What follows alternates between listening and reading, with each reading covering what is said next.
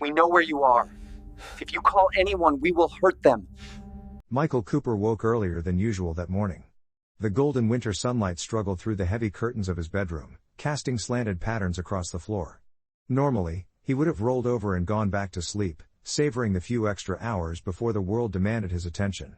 But today, something felt off. A subtle unease pressed against the edges of his mind, a warning he couldn't ignore. The first buzz came from his phone. He frowned. It was an unknown number, a string of digits he didn't recognize. Normally, he ignored these messages, telemarketers, scams, but something about today made him reach for it immediately. Don't go to Emily's wedding. It's not safe. The words were simple, but they struck him like a physical blow. Michael froze, his coffee forgotten on the nightstand, the steam curling into the air. Emily. His daughter. His little girl, who had grown into a confident, radiant 28-year-old woman. Today was supposed to be her wedding day. But the message? The message didn't make sense. Michael stared at the screen, willing it to be a prank. Maybe one of Emily's friends trying to be funny, trying to spook him. But something in the tone, the abruptness, the certainty, felt real. His mind wandered back to moments over the past year. Subtle things he had dismissed at the time. Thomas, Emily's fiancé, had seemed perfect at first glance, charming, polite, and successful. But Michael now remembered the small signs he had pushed aside, Thomas's secrecy, his occasional irritation at questions, the way he sometimes laughed a little too sharply when pressed about his work or his past. A father's instincts, buried under layers of trust and hope, suddenly screamed at him. Michael's hands tightened around his phone. His pulse quickened. Should he call Emily? Should he confront Thomas? Or should he dismiss it entirely and risk the warning being true?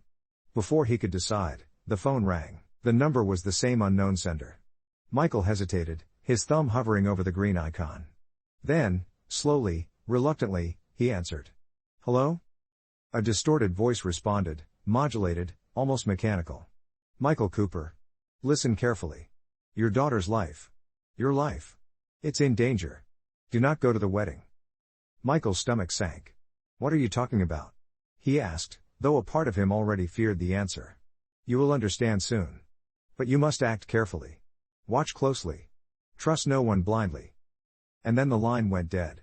Michael sat on the edge of his bed, heart racing, mind whirling. Fear, confusion, and a deep sense of responsibility collided inside him. Who would send this? Why now? And most importantly, was it true? He got up and moved to the living room. Emily's wedding preparations were underway, though he didn't yet know if she had left for the venue. He glanced at the family photo wall. Pictures of Emily as a child, growing up, laughing at birthday parties, graduating, moving into her first apartment, all the milestones replayed in his mind. Each photo felt heavier than before, each memory tinged with the fear that something was about to go horribly wrong. Michael knew he had two choices: ignore the warning and trust in fate, or investigate, uncovering truths that might shatter lives, including his own. He opened his laptop. He began with Thomas. Google searches, social media, old acquaintances, news mentions, anything that could offer insight into the man his daughter had chosen. He found little at first. Thomas had built a picture-perfect life online. Photos of vacations, dinners, and romantic gestures painted him as the ideal partner. But Michael wasn't convinced. Fathers often sense what others dismiss. Hours passed. Michael found himself scanning Thomas's background, tracing phone records, and even checking obscure forums for mentions of his name. Something about Thomas's career history didn't quite add up: brief stints at companies with no online footprint, vague explanations for relocations. He jotted notes furiously, connecting dots that weren't even fully there. Paranoia bubbled just beneath the surface, but he forced himself to stay rational. Late that afternoon, another message arrived. The same number. Tonight. You'll know the truth. Be ready. Trust no one. Michael's pulse spiked again. The instructions were cryptic, but they carried weight. He realized he had crossed a line. He couldn't go back to normal life. The warning had thrown him into a maze of fear, suspicion, and anticipation. He decided to keep the messages secret from Emily. She was already stressed with wedding preparations, and he didn't want to burden her with uncertainty. He would protect her, investigate quietly, and act when necessary. Evening came. Michael sat in the living room, the city lights outside flickering like distant stars. His eyes kept darting to the phone, to the laptop, to the clock. Every sound made him flinch. Every car door slamming outside was a reminder that time was slipping away. Memories of his daughter played like a slideshow in his mind. Her laughter, her first steps, the day she brought home her fiancé, and the countless moments he had trusted her judgment. Could he really know someone as well as he thought? Could he protect her from danger without destroying the happiness she had built? As darkness fell, Michael's phone buzzed one more time. Another message from the unknown number. Be vigilant. The truth will come to light tonight. Make your choice wisely. Michael read the words over and over. He felt the tension knotting in his chest, the weight of responsibility pressing down. Sleep was impossible. He didn't know what would happen, who to trust, or how far this threat reached.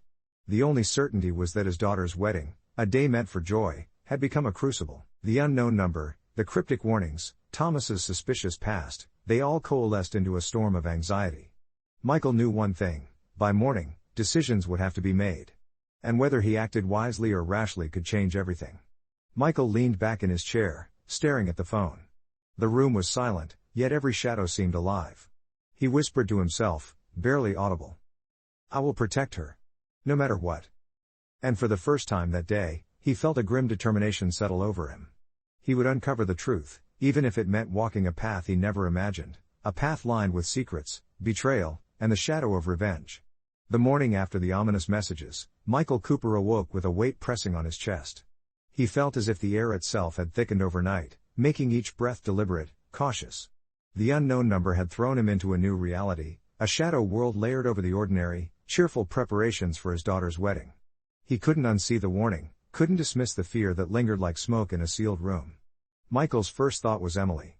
She was blissfully unaware, blissfully trusting, and he could not, would not, let her walk into danger unprepared. Yet he also knew he had to tread carefully. Acting impulsively could ruin not only her wedding but her trust in him, something far more fragile than any threat he might uncover. He began methodically.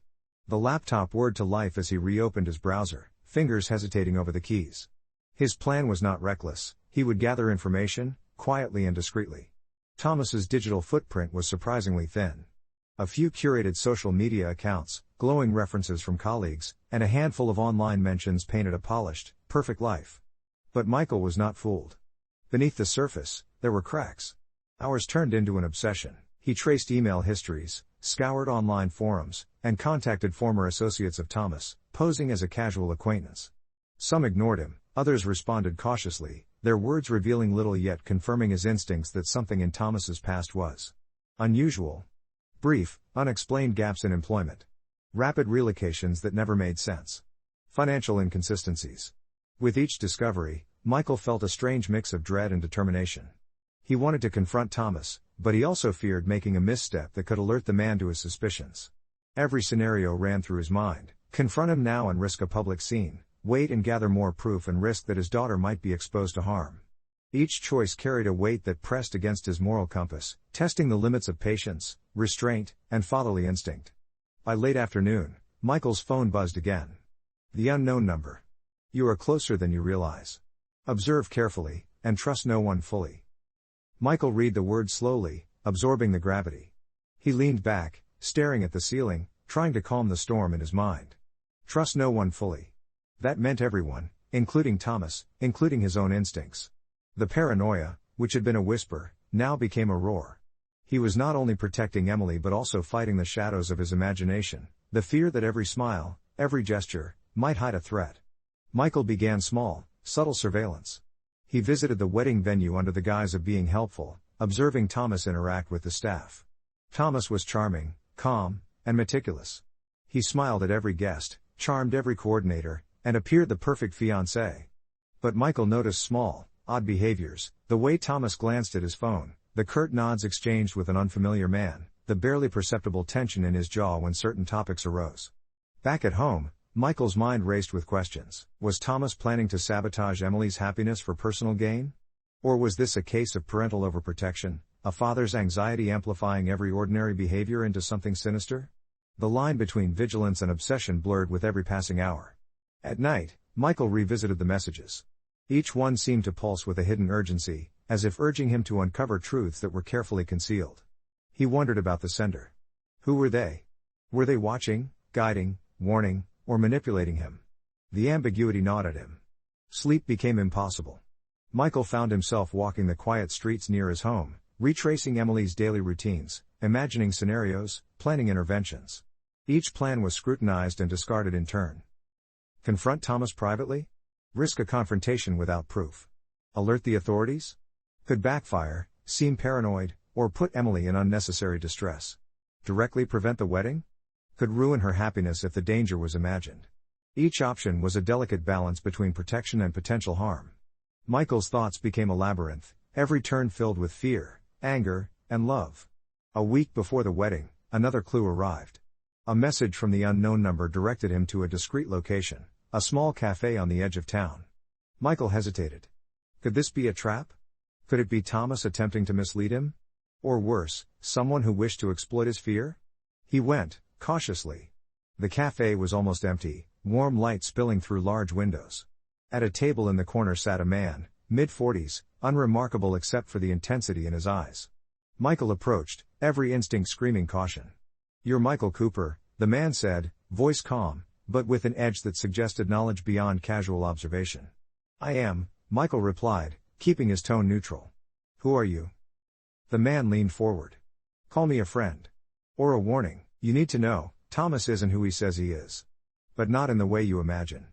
Michael felt his heart thump. "What do you mean?" The man slid an envelope across the table. Inside were documents, financial records, emails, a timeline of interactions between Thomas and various associates. The information suggested deceit, manipulation, and exploitation, but also careful calculations designed to avoid detection. It painted Thomas as ambitious, yes, and morally flexible, but not overtly violent. "Be careful," the man warned. "You have a choice. Intervene publicly, expose him, or protect your daughter quietly. How you act will define the outcome." Michael left the cafe in a daze. He had confirmation that Thomas had been hiding something, but the true danger was still unclear. The puzzle pieces were in his hands, but he didn't know the picture they formed. Over the next few days, Michael became a shadow, observing Thomas, analyzing interactions, and preparing mentally for the wedding. Each moment of peace was fleeting, replaced by anxiety and fear. His emotional state oscillated between anger, frustration, and protective love. He struggled with morality. The desire for revenge simmered. If Thomas had harmed Emily or tried to manipulate her, wouldn't he deserve exposure? Yet, Michael knew that acting out of anger could destroy not only Thomas but also the happiness he sought to preserve. The two sides of revenge pulled at him, the thrill of vindication versus the ethical path of careful intervention. At night, he would sit alone in the dim light of his study, reviewing notes, imagining confrontations, and questioning his own judgment. Was he paranoid? Or was he seeing truths others could not? The psychological toll was immense. He felt the strain in his chest, the weight of sleepless nights pressing into every thought. And then, one night, the phone buzzed again. Another message from the unknown number. "Tomorrow, you will see clearly. Be ready. Choose wisely." Michael stared at the message, the words almost a command. Tomorrow. The wedding. Everything would converge. Every decision, every investigation, every moment of fear and vigilance, was leading to the next day, the point of reckoning. He sank into his chair, trembling slightly, aware that the path he was on could either save or shatter everything he loved. His mind raced with questions. Would Emily be safe? Could he act without destroying the day she had dreamed of for years? And in seeking justice, or revenge, would he find clarity, or lose himself entirely? The night stretched endlessly, shadows lengthening in the corners of the room. Michael knew sleep would not come. He could only wait, observe, and prepare. The storm was building, and the calm before it was the most dangerous part of all. The day of Emily's wedding dawned cold and gray. Winter clouds hung low over the city, pressing down with a weight that seemed to echo the tension inside Michael Cooper. He sat alone in the living room, staring at his phone, the last message from the unknown number still glowing faintly on the screen. "Today, the truth will reveal itself. Be ready. Choose wisely." Michael's heart pounded. Every instinct screamed at him to act, to uncover and expose Thomas before he could harm his daughter in any way. Yet a deeper voice, calmer, wiser, urged caution. He had seen enough of the man to know Thomas was clever, cautious, and manipulative. Any overt action could backfire catastrophically, shattering Emily's happiness and possibly her trust forever. He dressed slowly, meticulously. A crisp suit, a tie perfectly knotted, shoes polished to a mirror shine. To the outside world, he would appear calm, composed, even proud. But inside, Michael was a whirlwind of fear, anger, and anticipation. Today, every decision mattered. Today, he would see the truth. The wedding venue was alive with excitement. Friends and family bustled, laughter and music filling the air, oblivious to the storm brewing in Michael's mind. He walked quietly, scanning the crowd for Thomas, for any hint of deceit, for any sign that the warnings had been real. Thomas moved among the guests with practiced charm, shaking hands, laughing, nodding politely. To an outsider, he was flawless. But Michael noticed the small details, the way Thomas's eyes flicked to his phone every few seconds, the barely perceptible tension in his jaw when he thought no one was watching, the subtle but deliberate positioning near certain individuals.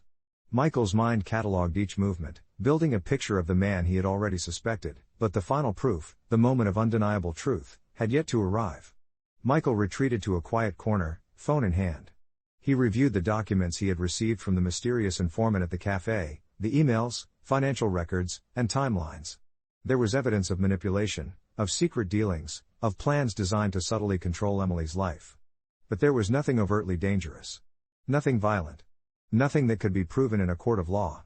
The realization hit him like a cold gust. Thomas was dangerous, but in a way that was insidious, psychological rather than physical. The man's ambition, his willingness to lie and manipulate, could ruin Emily emotionally, financially, and socially, but Michael had to decide how far he was willing to go to stop it. As the ceremony began, Michael's anxiety mounted. Emily, radiant in her wedding gown, smiled and moved gracefully down the aisle. Every step she took, every joyful glance, tightened the coil of fear and protective rage in Michael's chest. He felt a flash of temptation. What if he exposed Thomas right here, right now? A whispered word, a document revealed, the truth laid bare before the congregation. But then he paused. What would that do to Emily? To her day? To her memories of happiness? And what of Thomas? Was vengeance his goal, or justice? Could he act in a way that protected his daughter without destroying lives unnecessarily? Michael's decision crystallized in the moments before the vows. He approached Thomas quietly, just as the officiant began to speak. The crowd's voices faded into a dull hum as Michael's focus narrowed to the man he now suspected fully. Thomas, he said, voice low but firm. A word. Thomas turned, a smile on his face. Of course, Mr. Cooper. Everything all right? Michael studied him closely, the smile, the posture, the eyes. He saw the man as he truly was now, ambitious, clever, morally flexible, but not physically threatening. The power to destroy or expose was in Michael's hands. A single choice could satisfy his desire for revenge, publicly humiliating Thomas in front of friends and family. But Michael knew, deep down, that this path would not protect Emily, it would only create more pain. He took a deep breath. Emily deserves to know the truth about everything, Michael said carefully. But she will hear it from me, calmly, and not in anger. Thomas's smile faltered slightly, sensing the shift in power, but Michael's voice remained steady. He had chosen restraint, choosing protection over vengeance. The ceremony proceeded. Michael sat quietly beside Emily, watching her exchange vows with Thomas. He observed Thomas carefully, noting every nuance, every gesture. The man's charm was still intact, but now Michael held the knowledge, the quiet understanding of the manipulation and deceit Thomas had woven. Michael did not act out of rage, he acted out of clarity. After the ceremony, he guided Emily aside. In a private moment, he shared what he knew, not to shame Thomas, not to create chaos, but to give her insight and choice. Emily listened, shock rippling across her face, but then gratitude and trust replaced it. She could make her own decisions, informed and empowered, rather than blindsided. Michael felt the tension inside him begin to ease. The desire for revenge still lingered, a dark whisper, but it was tempered by reason and love. He realized that exposing Thomas in anger would have been satisfying in a fleeting, destructive way. But protecting his daughter, ensuring she could navigate the truth with dignity, was true justice. Evening descended, and the reception began. Music, laughter, and dancing filled the hall. Michael watched Emily from a distance, radiant and unburdened by fear. Thomas moved among the guests, still unaware that his secrets had been glimpsed, and that the father he had underestimated was fully alert and vigilant. Michael felt the first glimmer of calm since the warnings began. He had faced the ultimate decision, revenge or restraint. And he had chosen wisely. The choice had not been easy. The temptation to strike, to humiliate, to assert dominance, had been strong, but the consequences would have been far worse than the momentary satisfaction. He reflected quietly on the unknown number that had warned him. The messages, the guidance, the subtle nudges, it had all led him to this point, forcing him to confront fear, morality, and the raw edges of human desire for vengeance. Michael realized something profound. True strength was not in destroying those who had wronged you, but in choosing when to act and when to protect. In choosing love over anger.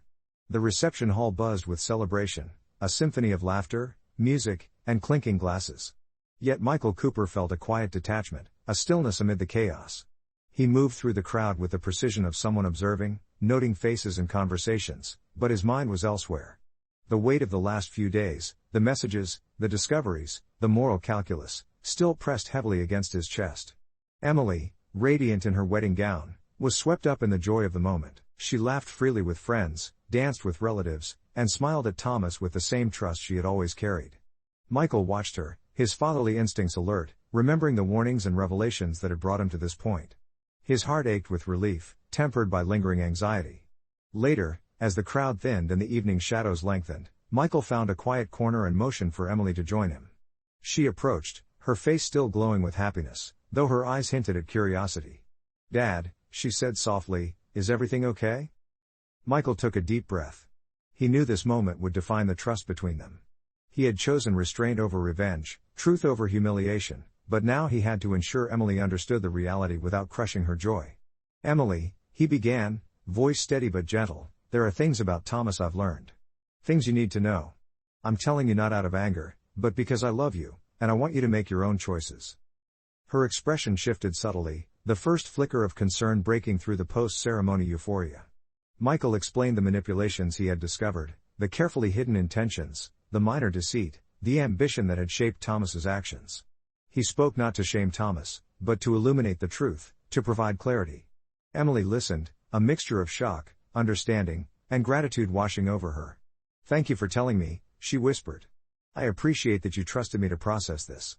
I can decide what to do now." Michael felt a deep sense of relief. The burden of decision, the desire for revenge, had been heavy, but he had managed to transform it into protection. He had preserved his daughter's autonomy while safeguarding her from subtle harm. Across the room, Thomas remained unaware that his carefully constructed image had been partially unveiled in Michael's mind. He moved among the remaining guests with charm and tact, but a subtle shift had occurred. He could sense the quiet vigilance in Michael's eyes, the awareness that nothing would be taken lightly. Thomas realized, perhaps too late, that deception had consequences, even when it did not lead to immediate exposure. Michael reflected on this revelation. Revenge, he understood now, was not always about overt retaliation or public humiliation. Sometimes, it was about careful observation, informed action, and moral restraint. True power lay in choosing when to act, and when to let clarity guide the hand. In the days following the wedding, Michael and Emily shared long conversations, revisiting moments of doubt, fear, and discovery.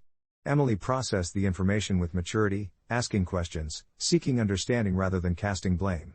Michael, in turn, explained his decisions, his hesitation, and the almost irresistible temptation to expose Thomas in anger.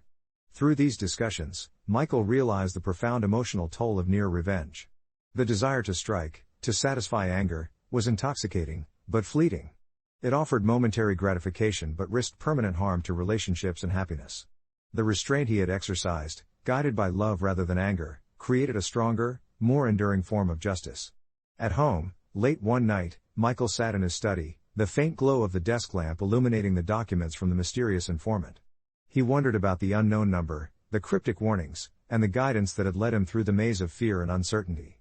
Who had been watching, and why had they chosen him as the one to protect Emily? The thought lingered, unresolved, but it carried a strange comfort, a reminder that caution, vigilance, and informed action could avert disaster. Michael understood now that the true danger had never been physical violence, it had been manipulation, deceit, and the subtle ways someone could undermine happiness from within. He had chosen not revenge, but intervention, and in doing so had preserved not only his daughter's joy but also his own integrity. End of Part 4, Emotional Hook. Michael's choice has protected Emily and upheld his moral compass, but the audience is left reflecting, what is the true cost of revenge? Can satisfaction ever outweigh the consequences? The story emphasizes that justice does not always require destruction, and sometimes the most profound victories are those of restraint, foresight, and love. The tension is softened but not erased. Michael remains vigilant, aware that choices have consequences, and that the world is full of unseen influences. The unknown number, the shadow of Thomas's ambition, and the lingering sense of danger remind viewers that life rarely offers complete closure. The days after the wedding passed in a strange, surreal haze for Michael Cooper. The world outside continued as it always had, the streets bustling with cars, children laughing in the parks, and the hum of ordinary life, but inside, Michael felt as though he had been quietly reshaped by the events that had unfolded. Emily was radiant, her wedding day behind her, yet still glowing with happiness.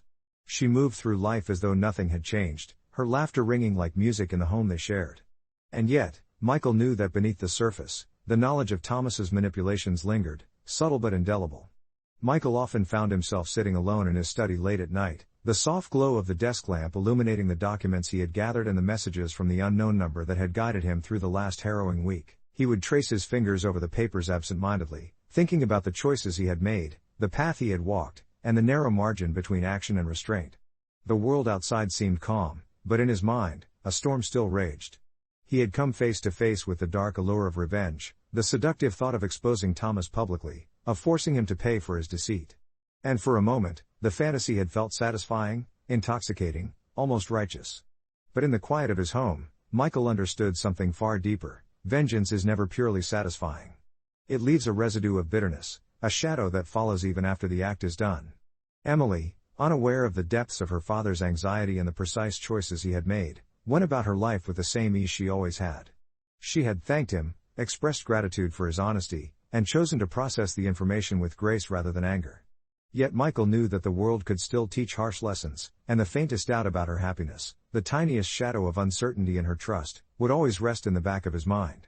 One evening, Michael found himself walking the quiet streets near the park where he had once taken Emily as a child.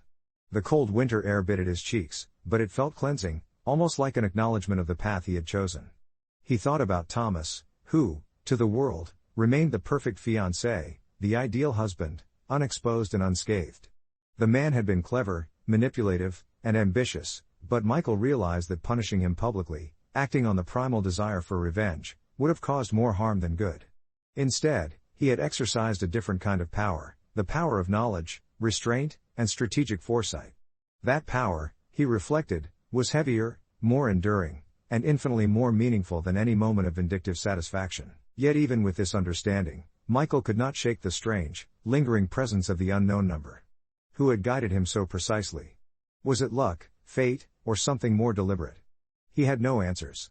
The messages had come at precisely the right moments, offering guidance without coercion, warnings without explanation. The ambiguity haunted him, a reminder that the world is rarely black and white, and that intervention often arrives cloaked in shadows. Michael's nights became a mixture of reflection and cautious vigilance. He considered the delicate balance between justice and revenge, realizing that even well-intentioned acts of retribution could unravel everything he sought to protect. He thought about human nature, about how easily anger can disguise itself as righteousness, and how quickly moral clarity can be clouded by emotion. He understood now that the greatest dangers were often not physical, but emotional, the subtle manipulations, the hidden agendas, the whispered lies that erode trust and happiness over time. Occasionally, Emily would sit beside him, unaware of the full weight of his internal struggle. She would ask about his day, about his thoughts, and he would respond with warmth and normalcy, careful not to burden her with the darkness he had navigated. He wanted her to live in joy, to move forward unshackled by fear or suspicion, even if that meant carrying the burden of vigilance himself.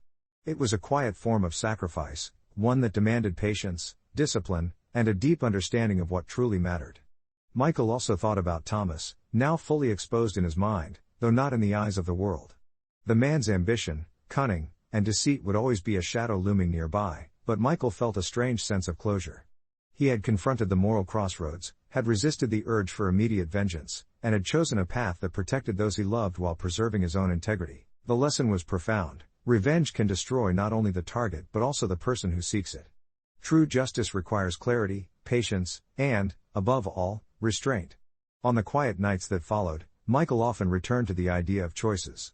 The messages, the warnings, and the discoveries had forced him to confront the reality that life is a web of cause and effect, that every action carries consequences beyond the immediate moment. The lure of retribution is powerful, but the strength of character lies in the ability to act with wisdom rather than impulse. He had chosen wisely, but he also understood that vigilance and discernment were lifelong responsibilities, not temporary states of awareness. Then, one evening, as he was reviewing some old photos of Emily from her childhood, his phone buzzed. Another message. He froze. The number was the same, still unknown, the timing almost too precise. He hesitated, heart racing, then opened it. You did well. But remember, life is never as simple as it seems. Always watch. Always protect. This is only the beginning. Michael stared at the message, a chill running through him, but also a strange sense of calm. He had navigated fear, suspicion, and the temptation of revenge. He had acted with love, with reason, and with foresight. And yet, the message reminded him that vigilance, morality, and responsibility are not one-time acts, they are ongoing. The world is unpredictable, shadows lurk in the corners, and the choices one makes ripple outward in ways often unseen. Sitting back, Michael took a deep breath and allowed himself a moment of peace. He realized that revenge, while alluring, was not a path to true satisfaction. Protection, clarity, and moral courage, these were the tools that could safeguard what truly mattered. And though the unknown number hinted that challenges lay ahead, Michael felt ready, steady, and prepared to face whatever came next. For the first time since the warnings began, he allowed himself to imagine a future in which Emily thrived, free from manipulation and deceit, while he remained her quiet guardian. The storm of the past weeks had passed, leaving lessons etched deep in his mind: the fragility of trust, the subtle dangers of deceit, the intoxicating but hollow allure of revenge. And in their place, a steady understanding had emerged, that true justice is measured not by vengeance, but by the choices we make, the lives we protect, and the strength it takes to act with wisdom and restraint. Michael looked out the window at the quiet night, the city lights glimmering like distant stars, and whispered to himself, almost imperceptibly, "I will protect her. Always." And for now, that was enough.